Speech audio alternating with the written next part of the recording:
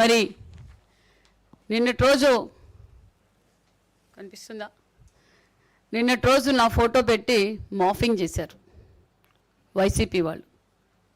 ఎందుకు మీరు ఇలా మాఫింగ్ చేస్తున్నారు? భయపడే కదా. మిమ్మల్ని మేము అసెంబ్లీకి రమ్మన్నాం, ఇలా మాఫింగ్ చేయడం. మా నిన్నటి రోజే ముఖ్యమంత్రి గారు కూడా కఠినమైన చర్యలు తీసుకుంటున్నామని చెప్పారు. నేను కూడా కంప్లైంట్ ఇచ్చాను.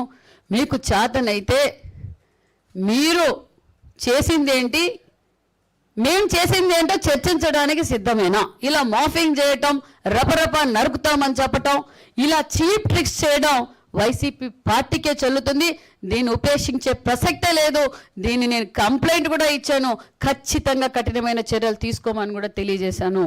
ఈ మాఫింగ్ మరి ఈ వైసీపీ పార్టీకే అలవాటు అనుకుంటా ఇలా చీప్ ట్రిక్స్ చేయడం. మేము క్లారిటీగా చెప్తున్నాం. మరి నిన్నటి రోజున రోజా గారు మాట్లాడారు. సవితమ్మ ఫస్ట్ ఎమ్మెల్యే, ఫస్ట్ మంత్రి. సవితమ్మ గారు చంద్రబాబు నాయుడు గారు మెప్పు కోసం ఇలా మెడికల్ కాలేజ్ గురించి దుష్ప్రచారం చేస్తూ ఉంది అని అన్నారు. నేను దుష్ప్రచారం చేయడం లేదు. మరి మీరు కూడా, మరి మీరేమన్నా పుట్టకతో రాజకీయ కుటుంబం నుంచి వచ్చారేమో నాకు తెలియదు, కానీ నా ఫస్ట్ టైం ఎమ్మెల్యేనే, ఫస్ట్ టైం మంత్రే. మా చంద్రబాబు నాయుడు గారు మాకు నేర్పింది సభ్యత, సంస్కారం, అభివృద్ధి మీద మమ్మల్ని రెచ్చిపోమన్నారే తప్ప మాటల్లోనూ అసభ్యకరంగా మాట్లాడడంలోనూ మాకు నేర్పలేదు రోజా గారు. మరి నేను మెడికల్ కాలేజీల గురించి అబద్ధాలే మాట్లాడింటే మీకెందుకంత భయం? 17 మెడికల్ కాలేజీ గురించి చర్చించడానికి మేము సిద్ధంగా ఉన్నాం. మీరు రాజకీయాల్లో కొత్త నేనన్నచ్చు. మరి మీరు పుట్టకతో రాజకీయాల్లో వచ్చినప్పుడు నగర్లో మీరు ఏం అభివృద్ధి చేశారో? నేనేం తిరుపతి లెటర్లు అమ్మలేదు. టూరిజం మినిస్టర్గా మీరు ఏం చేశారో? మరి మీరు చైర్మన్గా కూడా పనిచేశారు. ఏపీఐసీసీకి చైర్మన్గా ఏం అభివృద్ధి చేశారో 5 సంవత్సరాలుగా మీరు చర్చించడానికి సిద్ధమైతే, మీరు సిద్ధం కాకపోయినా ఒక్కొక్కరు చిట్టా తీస్తున్నారు. చట్టం తన పని చేసుకుంటూ పోతుంది.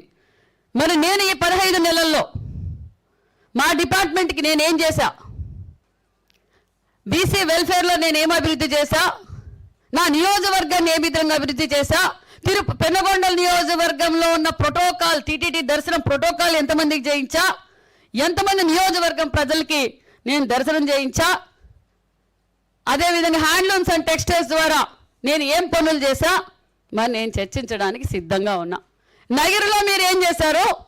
నగర్లో తిరుమల దర్శనాలు ఎంతమంది చేయించారు? మీ డిపార్ట్మెంట్ ద్వారా ఎంతమందిని చేయించారో మీరు చర్చించడానికి సిద్ధమైతే, ఎందుకంటే మీరు సీనియర్లు, మీరు కూడా తెలుగుదేశం పార్టీలో ఏబీసీలు నేర్చుకున్న వారే. మిడతల రజనీ గారు మీరు కూడా ఇక్కడ పెట్టిన మొక్కే. మరి ఇంకా వలస పక్షులు మాట్లాడుతున్నారు. నేను ఎవరితో అయినా చర్చించడానికి సిద్ధమే. మరి ఏ నియోజకవర్గాల్లో గతంలో 5 సంవత్సరాలుగా పనిచేశారు? ఈరోజు మా నియోజకవర్గంలో కూడా కొంతమంది మాట్లాడుతున్నారు. ఎక్కడి నుంచో వచ్చిన వాళ్ళు కూడా మంత్రులుగా పనిచేశారు. వాళ్ళు మంత్రులుగా పనిచేసినప్పుడు వాళ్ళ శాఖల ద్వారా ఏం చేశారు, వాళ్ళ నియోజకవర్గానికి ఏం చేశారో రావాలి, చర్చించాలి. అంతేకాకపోతే మీరు ఎలాగో అసెంబ్లీకి రాలేరు, ఓడిపోయారు, డిపాజిట్లు కూడా లేవు. మరి మీ పులివెందుల ఎమ్మెల్యే గారు ఉన్నారు. మీ పులివెందుల ఎమ్మెల్యే గారితో ఏమేమి డిపార్ట్మెంట్ల నుంచి ఏమేమి క్వశ్చన్లో రైజ్ చేయించండి, మేము జవాబు చెప్పడానికి, మైక్ ఇవ్వడానికి సిద్ధంగా ఉన్నాం. ఒకరేమో జబర్దస్త్లో చేసుకుంటూ హైదరాబాద్లో ఉంటారు, ఇంకొకరేమో బెంగళూరులో ఉంటారు. ఏ నియోజకవర్గంలో ఎవరు చెరువులు కబ్జాలు చేసి లేఅవుట్లు వేశారో, ఎవరు తిరుమల లెటర్లు అమ్ముకున్నారో, ఎవరు అప్పిచ్చిన వారిని బెదిరించారో, కేసులు వాళ్ళ మీదే కేసులు పెట్టారో, ఎవరు ఏ చెట్టును అడిగినా, ఏ పుట్టను అడిగినా మరి సిద్ధంగా ఉన్నాం. నేను దేనికైనా జవాబు చెప్పడానికి సిద్ధంగా ఉన్నాను. మరి నేను తెలియజేసేది ఒకటి, రోజా గారికి కావచ్చు, వైసీపీ నాయకులకు కావచ్చు, 17 మెడికల్ కాలేజ్ గురించి చర్చించడానికైనా సిద్ధమే, యూరియా గురించి చర్చించడానికైనా సిద్ధమే, అమరావతి గురించి చర్చించడానికైనా సిద్ధమే. మరి పులివెందల్లో బాబాయ్ గొడ్డలిపోటు గురించి చర్చించడానికైనా సిద్ధమే. అంతేకాకుండా మరి మిడతల రజనీ గారు కూడా మాట్లాడుతున్నారు. అమ్మ మీరు కూడా మంత్రిగా పనిచేశారు, ఇంకొక ఆమె కూడా మంత్రిగా పనిచేశారు. మరి మీ డిపార్ట్మెంట్లో వైజ్గా మీరు చర్చించడానికి సిద్ధమైతే నేను చర్చించడానికి సిద్ధంగా, నేను క్లారిటీగా ఉన్నా. మేము ఎక్కడ అసభ్యకరంగా మాట్లాడాం. నేను మొదటిసారి ఎమ్మెల్యేనే, మేము హాఫ్ నాలెడ్జ్, మీరు ఫుల్ నాలెడ్జ్ వాళ్ళు. 5 సంవత్సరాలుగా ఈ రాష్ట్రాన్ని ఏ విధంగా పరిపాలన చేశారో, ఏ విధంగా అభివృద్ధి చేశారో మీరు చర్చించడానికి సిద్ధమైతే మీ నాయకుడు ఉన్నారు కదా జగన్మోహన్ రెడ్డి గారు, పులివెందుల ఎమ్మెల్యే గారిని రమ్మనండి. మేము చర్చించడానికి, మైక్ ఇవ్వడానికి సిద్ధంగా ఉన్నాం. మా యువగలం అధినేత గారు ఎవరు మాట ఇచ్చారు? మేము మాట ఇచ్చినట్లు మేము మాట నిలబెట్టుకున్నాం. సూపర్ 6 సూపర్ అబద్ధాలని చెప్పి జగన్మోహన్ రెడ్డి గారు మాట్లాడతారు. ప్రజల్లోకి వెళ్ళారు కదా మీరు కూడా, వెళ్ళి వారం రోజులు గ్రామాల్లో తిరిగారు. అయ్యా మాకు మీలాగా పార్టీలకు అతీతంగా ఈరోజు ఎన్డీఏ ప్రభుత్వంలో మాకు సంక్షేమ పథకాలు వస్తున్నాయి. గతంలో మీలాగా తెలుగుదేశం వాళ్ళు అయితే, జనసేన వాళ్ళు అయితే మీరు పెన్షన్లు వీకేశారు, సంక్షేమ పథకాలు తీసేశారు. కానీ అలాగా లేదు. ఎన్డీఏ ప్రభుత్వం ఏదైతే మాట చెప్పారో ఆ మాట నిలబెట్టుకున్నాం. ఈరోజు మేము ఒక్కొక్కటిగా సూపర్ 6 సూపర్ హిట్ సక్సెస్తో పాటు మరి అనేక సంక్షేమ పథకాలు చేశాం. ఒక పక్క పోలవరం పూర్తి చేస్తున్నాం, ఒక పక్క అమరావతి చేస్తున్నాం, ఒక పక్క ఈరోజు మెగా డిఎస్సి వల్ల ఈరోజు యువతకు ఒక ఎంత ఆశగా ఉందో. మరి గతంలో మీరు ఏం చెప్పారు? ప్రతి సంవత్సరం మెగా జాబ్ క్యాలెండర్ అని చెప్పారు. సంపూర్ణ మద్యపాన నిషేధం అన్నారు. అమ్మఒడి ఎంతమందికి ఉంటే అంతమందికి ఇస్తామన్నారు. రాజధాని గురించి మీరు ఏం చెప్పారండి? అసెంబ్లీ సాక్షిగా ఇదే రోజమ్మ గారు చెప్పారు, జగన్మోహన్ రెడ్డి గారు తండ్రి ముఖ్యమంత్రిగా ఉన్నప్పుడు దోచుకున్న డబ్బులున్నాయి, మేము తాడేపల్లి ప్యాలెస్లో పెద్ద ప్యాలెస్లు కట్టుకున్నాం, మీ చంద్రబాబు నాయుడికి ప్యాలెసే లేదు, ఇల్లే లేదు, మరి మేమైతే ఇక్కడే ఉంటాం, రాజధాని ఇక్కడే ఉంటుందని చెప్పి రోజమ్మ గారు చెప్పారు. ఎన్నికల్లో ప్రచారం చేసుకున్నారు. మరి ఈరోజు మళ్ళా అధికారంలోకి వచ్చిన తర్వాత ఈ రాష్ట్రాన్ని 3 ముక్కలాటింది మీరు కాదా? ఈరోజు మళ్ళా డైవర్షన్ పాలిటిక్స్ చేస్తున్నారు. ఏం మాట్లాడుతున్నారు?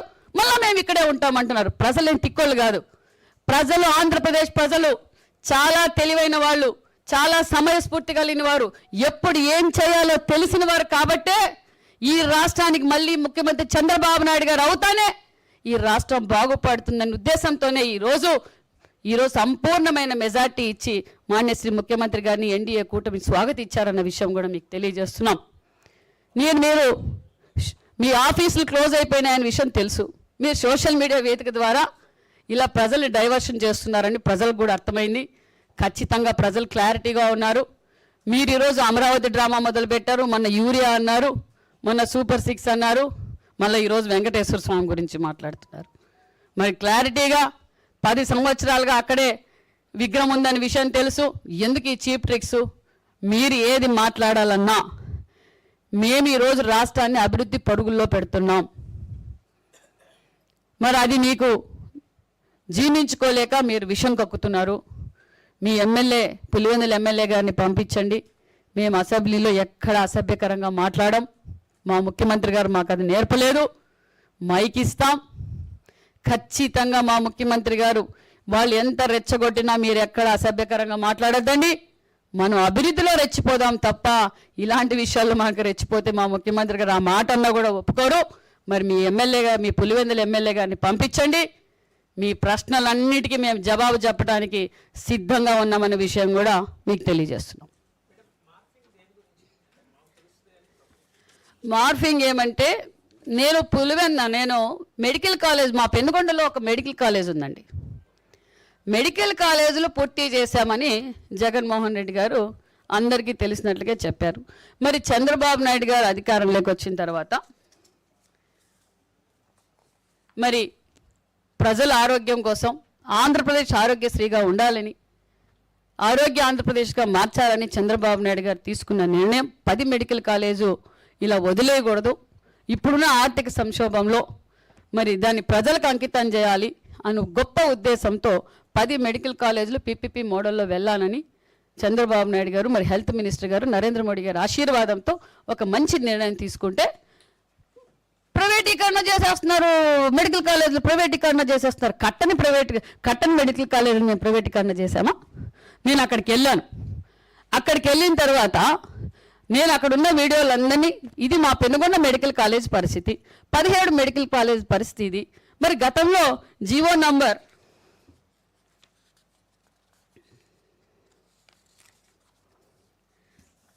సీట్లు కేటాయింపు విషయంలో కూడా వాస్తవాలు ప్రజలకు చెప్పాం. గతంలో జగన్మోహన్ రెడ్డి 17 కాలేజీలు నేను తీసుకొచ్చేసా, 8,000 చిల్లర కోట్లు తీసుకొచ్చేసా, నేను కట్టేసా అన్నప్పుడు మేము చెప్పాం, అమ్మ మెడికల్ కాలేజీల పరిస్థితి ఇది అంది అన్నప్పుడు మరి మళ్ళీ వైసీపీ వాళ్ళు మాఫింగ్ ఏం చేశారంటే సచివాలయాలు, జగన్ గారు కట్టిన గ్రామ సచివాలయాలు నా ఫోటో పెట్టి మాఫింగ్ చేయటం. నెక్స్ట్ వచ్చి బాబు గారు కట్టిన సచివాలయం అని నేను చూపిస్తున్నట్లుగా సోషల్ మీడియాలో మాఫింగ్ చేశారు. మేము కట్టిన సచివాలయంలోనే 5 ఏళ్ళు మీరు పరిపాలించారు. క్లారిటీ. ఈరోజు నిన్న మీ సజ్జల గారు ఏమన్నారు, అంతా ఓకే మాకేమో బెంతం, ఇప్పుడు దీన్నే మెయింటైన్ చేయొచ్చు అని కూడా అన్నారు. ఎవరేం మాట్లాడుతున్నారో మీ పార్టీలో మీకే అర్థం కావడంలా. ఈ విధంగా మాఫింగ్ చేశారు. మరి పీపీపీ మోడల్ అంటే మేమేదో వాళ్ళకి అమ్మేసినట్లు, దారాదత్తం చేసినట్లు జగన్మోహన్ రెడ్డి గారు ఫీల్ అయిపోతున్నారు, ప్రజల్ని డైవర్ట్ చేస్తున్నారు. మరి జగన్మోహన్ రెడ్డి గారు ఇచ్చిన జీవోనే సీట్ల కేటాయింపులో జీవో నంబర్ 107 జూలై 2023న జారీ చేశారు. మరి దీంట్లో సెల్ఫ్ ఫైనాన్స్ కోటా 35, ఫీజు 12%, 12 లక్షలు. NRI quota 15%, fee 20 lakhs. Convener quota 42%, all India quota పేర్లు సీట్లు కేటాయిస్తారు. ఇది జగన్మోహన్ రెడ్డి గారు ఇచ్చిన జీవో నంబర్ 107. ఈరోజు బడుగు బడిగిన వర్గాల కోసం బిడ్డలు బాధపడుతున్నారని జగన్మోహన్ రెడ్డి గారు విషం కక్కుతున్నారు. ఆయన ఇచ్చిన జీవో కాదా ఇది? 17 కాలేజీలకు ఆయన ఇచ్చిన జీవోనే. మరి ఈరోజు మనం తీసుకున్న విధానం ఏంటి? కన్వీనర్ కోటా గతంలో 42% జగన్మోహన్ రెడ్డి గారు ఇస్తే ఇప్పుడు మనం 50% ఇస్తున్నాం. గతం కంటే 8% అధికం చేశాం. మరి మేనేజ్మెంట్ కోటా 15% కోటా నిర్ణయించాం. మరి ఈరోజు ఎవరు బడుగు బలహీన వర్గాలకు లబ్ధి పొందినట్లు, ఎవరు మంచి చేసినట్లు ఒకసారి మిమ్మల్ని అడుగుతున్నాను. మరి ప్రతి విషయానికి కూడా వైసీపీ పార్టీ ఉనికి చాటుకునే కోసం ఇలా మాఫింగ్ వీడియోలు తీసుకోవడం, పబ్లిక్ని డైవర్ట్ చేయాలనుకోవడం, ఇవన్నీ జరుగుతూ ఉన్నాయి. మేము క్లారిటీగా ఉన్నాం, మేము అభివృద్ధిలో రెచ్చిపోతున్నాం. ఆ అభివృద్ధిలో రెచ్చిపోతున్నాం కాబట్టి మీరు విషయం కక్కుతున్నారు. ప్రజలకు, మేధావులకు, యువతకు, మహిళలకు ఈరోజు చాలా హ్యాపీగా ఉన్నారు. ముఖ్యంగా స్త్రీశక్తి ఈరోజు మహిళలు అన్ని రంగాల్లోనూ అన్ని పనులు వాళ్ళ కాళ్ళ మీద వాళ్ళు చేసుకోగలుగుతున్నారు ధైర్యంగా. అంటే నిజంగానే చంద్రబాబు నాయుడు గారు మహిళా పక్షపాతం అని చెప్పాలి.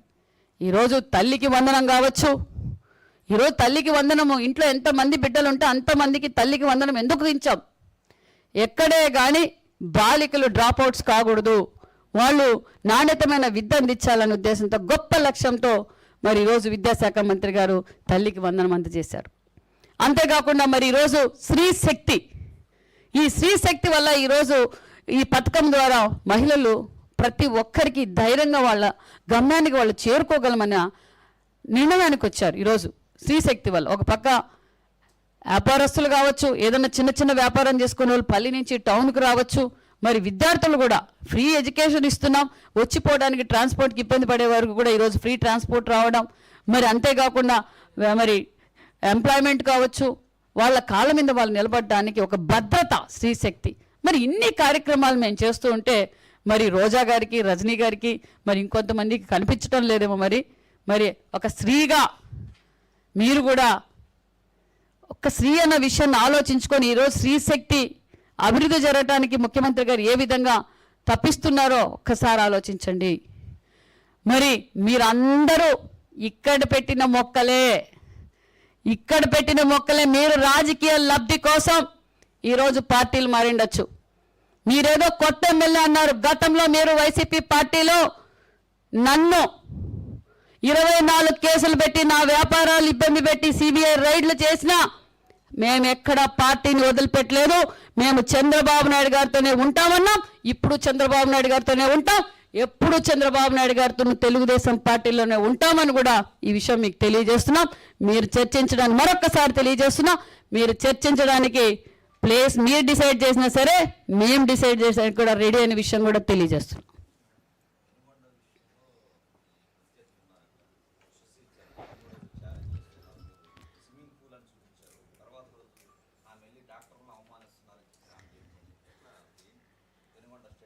నేను వాస్తవమే చెప్తున్నాను సార్, వాస్తవమే చెప్పాను. పెనుగొండలోనే కాదు చాలా మెడికల్ కాలేజీలో స్విమ్మింగ్ పూల్ ఉన్నాయి. తప్పేముందండి? వాస్తవాన్ని మేము ప్రజలకు తెలియజేయడంలో తప్పేముంది? మేము అభివృద్ధి ధ్యేయంగా పనిచేస్తున్నప్పుడు ఉషశ్రీ గారు మీకు సిగ్గు లేదా అన్నారు. ఆ మాట ఒక మాజీ మంత్రి, మరి ఎంతో రాజకీయ కుటుంబం నుంచి వచ్చిన వ్యక్తులు వీళ్ళంతా, మరి వీళ్ళు ఆ మాట మాట్లాడచ్చా? ఒక సాటి మహిళను ఆవిడ. మరి నేను చెప్తున్నా, నేను చర్చించడానికి సిద్ధము. మరి 17 మెడికల్ కాలేజ్ గురించి మాట్లాడడానికి మా హెల్త్ మినిస్టర్ గారు సిద్ధం. మరి కళ్యాణ్ దుర్గం గురించి మాట్లాడడానికి మీరు సిద్ధమా? కళ్యాణ్ దుర్గంలో మీరు ఎమ్మెల్యేగా పనిచేసినప్పుడు బెంగళూరు నుంచి ఫస్ట్ రాయదుర్గం వచ్చారు. రాయదుర్గంలో సీట్ దొరకలేదంటే మళ్ళీ కళ్యాణ్ దుర్గం వచ్చారు. కళ్యాణ్ దుర్గం నుంచి మీ జగన్మోహన్ రెడ్డి గారు డెప్యుటేషన్ ఇస్తే పెనుగొండకు వచ్చారు. మరి కళ్యాణ్ దుర్గంలో చెట్టును అడిగినా పుట్టును అడిగినా మేమంతా హాఫ్ నాలెడ్జ్ వాళ్ళు అన్నారు. మీరు ఫుల్ నాలెడ్జ్ వాళ్ళు. కళ్యాణ్ దుర్గం ఏం డెవలప్ చేశారు, మీ మంత్రిగా పనిచేసిన మీ శాఖలో ఏం డెవలప్ చేశారో చర్చించడానికి సిద్ధమే. ఫుల్ నాలెడ్జ్తో తీసుకురండి, విత్ రికార్డ్స్ తీసుకురండి. నేను విత్ రికార్డ్స్ తీసుకొచ్చేకి మీతో మాట్లాడడానికి సిద్ధంగా ఉన్నాను, చర్చించడానికి సిద్ధంగా ఉన్నాను. పులివెందుల్లో చెరువులు కళ్యాణ్ దుర్గంలో చెరువులు కనిపించడంలా లేఅవుట్లు కల్పిస్తున్నాయి. ఎవరు కళ్యాణ్ దుర్గం నుంచి బెంగళూరుకి ఇసుక తోలారో తెలుసు. కళ్యాణ్ దుర్గంలో మేడం గారికి అప్పిచ్చి అప్పడిగినందుకు వాళ్ళపైన ఎవరు కేసులు పెట్టారో ఎన్నికల సమయంలో స్వచ్ఛందంగా బయటకు వచ్చి చెప్పారు. చెట్టును అడిగినా, పుట్టును అడిగినా, తిరుమల లెటర్ల గురించి అడిగినా, కోడిగుడ్డు మీద కమిషన్ అడిగినా, పాల ప్యాకెట్ల మీద కమిషన్ అడిగినా కళ్యాణ్ దుర్గంలో చెప్తారు, ఎక్కడైనా చెప్తారు. మేము సిద్ధమే. మరి ఫుల్ నాలెడ్జ్తో రమ్మనండి.